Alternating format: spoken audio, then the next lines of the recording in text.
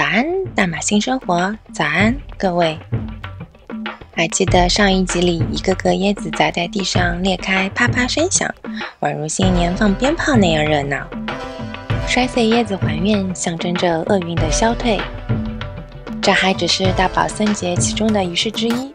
长那么大，第一次参加大型宗教庆典，幼爸心中很是雀跃。在国内不曾看过，这次可以近距离好好观摩其他宗教的习俗。听闻第二天的仪式更加震撼，于是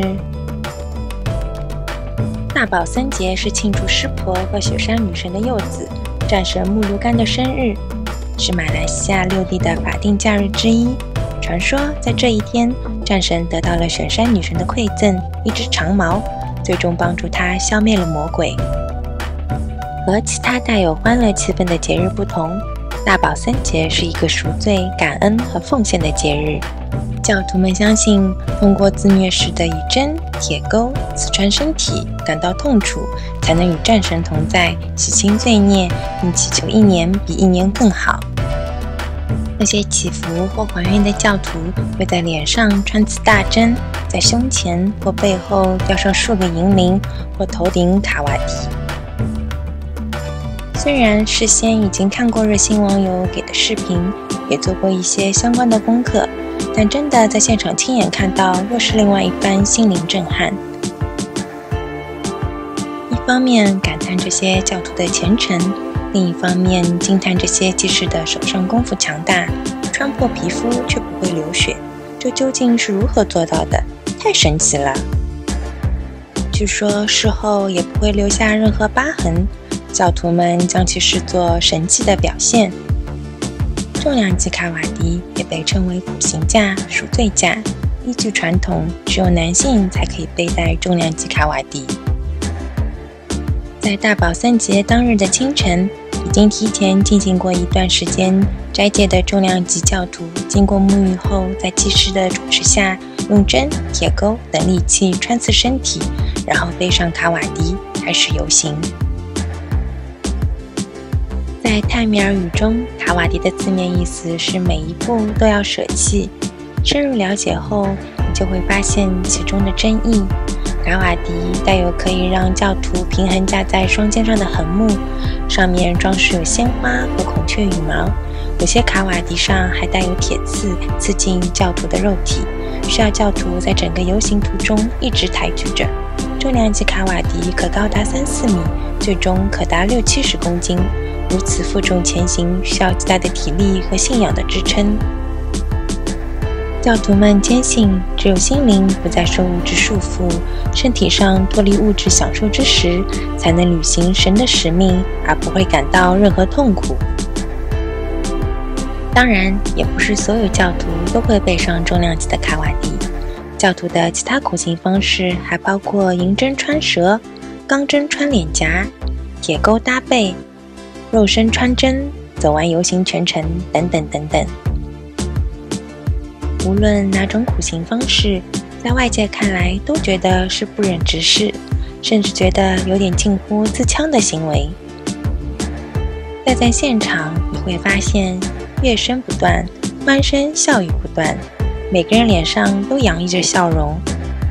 哪怕是正在经历皮肉之苦穿刺的教徒们，他们脸上也都是笑容。针刺皮肤的那刻，也还是依旧跟着音乐摇摆。或许这就是宗教的魅力，信仰的强大。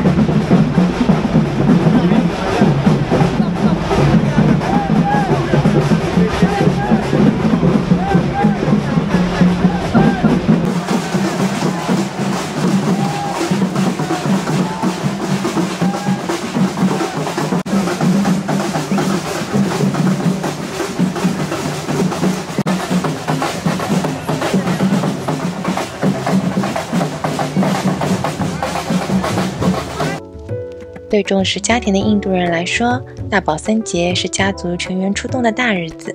参加游行的人们统一穿上黄色或红色的衣服，一路乐声不断，一起走完全程。据说这些原始的仪式在印度本土几乎已经看不太到了，依旧保留这个宗教习俗的是新加坡和马来西亚。或许就是在他们这样代代相传中，才可以继续延续吧。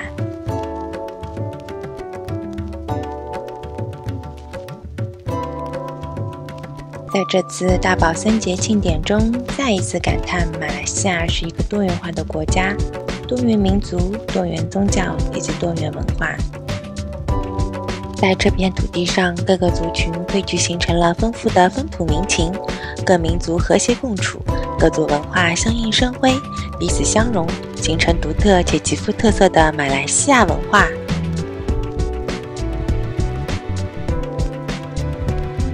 上午扔椰，下午抛竿，最近的槟城额外热闹，大宝森节与元宵节相遇了，抓住新年的尾巴，奔赴一场元宵的盛典。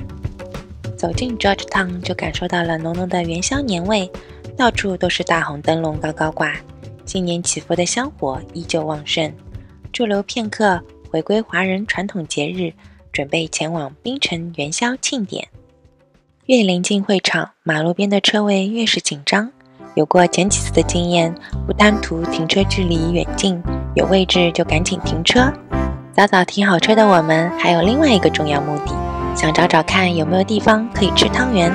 在国内过元宵节有吃汤圆的习惯，汤圆代表团团圆圆。远在异乡的我们，第一次没和家人一起过年，很是想念。只是一路沿途走走停停，还是没有找到，有点可惜。槟城元宵庆典的会场到啦，心情也跟着再次雀跃起来。顺着路口进来，首先映入眼帘的是那些熟悉的移动夜市档口，一回生，爱回熟。最近一直见到的一个个店铺 logo， 感觉很是熟悉。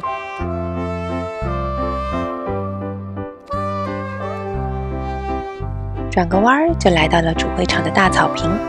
来槟城后还是第一次见到这么大的草坪，赶紧和小 biu biu 来上一段你追我跑，感觉我比小 biu biu 还要兴奋。小 biu biu 被迫营业的样子，仿佛在吐槽 biu 妈多大的人啦，真幼稚。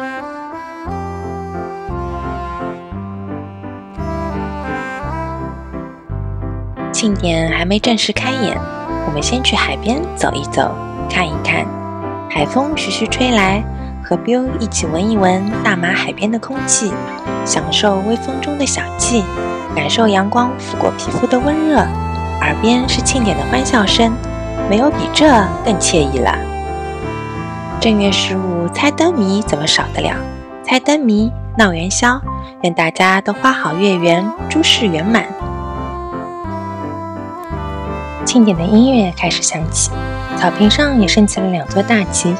这是庆典开始前的预热表演吗？2组人马分头舞大旗，你方用头顶，我方回旋踢，让第一次超近距离观看舞大旗的我们，跟着动作难度的变化，心情也随之跌宕起来。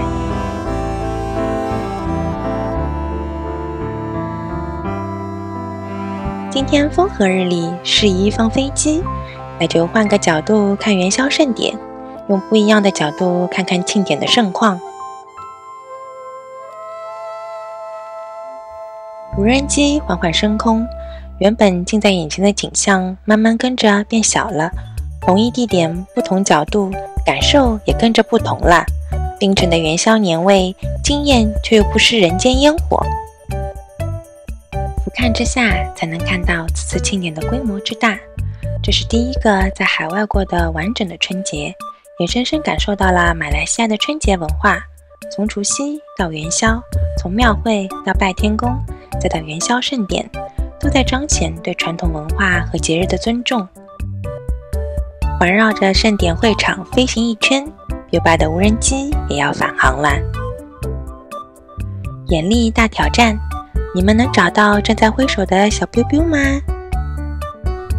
马上就要安全着陆啦！诶，等等，快看，海边游来了一个什么生物？难道它也想来凑元宵节的热闹吗？越是临近演出时间，会场里涌入的人潮越是多，想来大家都想踩着过年的尾巴，重新回味一遍过新年的感觉。都完元宵盛典这一圈，这年也算是真的过完了。希望把这过新年的快乐气氛贯穿整个2023年。愿你们都人月两团圆，流年静好，喜乐平安。舞狮的音乐响起，小 biu biu 开始急着想去看舞狮表演了，赶紧循着声音找来，意外偶遇了一波围观群众。再仔细一看，原来是一众领导人在岸边抛竿下海，祈求新年祝福。抛竿也是马来西亚过元宵的庆祝活动之一。值得一说的是，前几集里庙会中提到的环保理念在这里也有体现哦。有一艘快艇停泊在抛竿区附近，定时打捞，不污染环境。优爸为了能给小 biu biu 看到第一视角的舞狮表演，可没少花功夫，跟着舞狮队伍跑前跑后，寻找各个最佳角度。毕竟是答应过小 biu biu 的事情，一定要说到做到。小 biu 舞狮看得开心，我们大家都开心。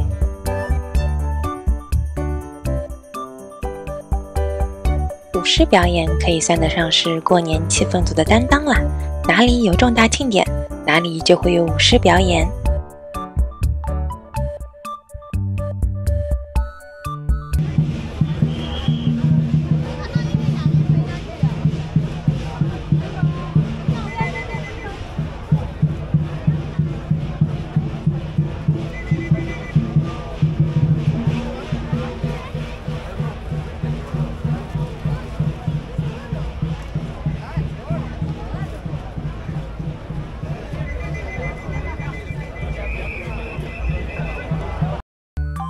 随着两只憨态可掬的舞狮在前开道，滨州首长曹官友携夫人及众领导人随后，跟着舞狮队伍来到庆典门廊下合照留影。咔嚓咔嚓，一阵闪光灯猛闪，2023年槟城元宵盛典也就此拉开了序幕。舞台上的表演正式开始，依照惯例，表演者还是那些学生朋友们。开场的是中国传统乐器表演，一阵丝竹管弦乐响，过年的气氛不就更浓郁了吗？孩子们个个信手拈来，一点儿也不怯场。台上热闹着，台下也不停歇，五大级的演出也到了高潮部分，动作越来越扣人心弦，个个拿出看家本领，势必舞出个精彩。这五大级考验的不光是个人技能，还有团队协作和队友间的相互信任。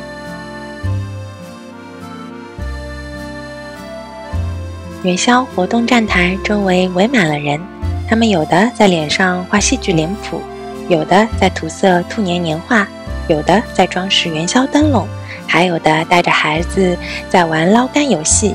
虽然说过很多次，但是每一次依然忍不住拿出来感叹，槟城真的有把中国传统文化好好保留，好好传承，好多游乐项目真的都已经是我们小时候的回忆啦。